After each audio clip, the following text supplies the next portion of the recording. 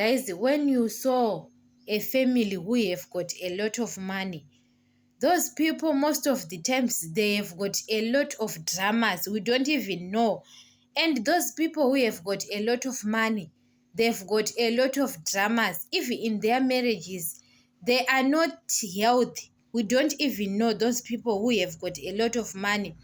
Because, guys, sometimes money is not fixing the marriage. You understand?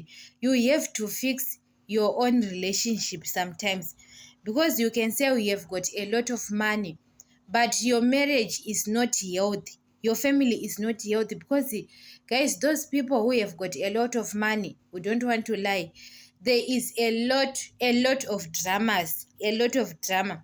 Guys, money needed in life sometimes, most of the times, but it doesn't make any sense that you have money, but you don't have health.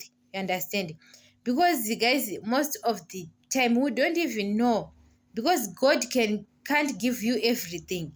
God gives you a lot of money, but he is not giving you happiness sometimes. You understand?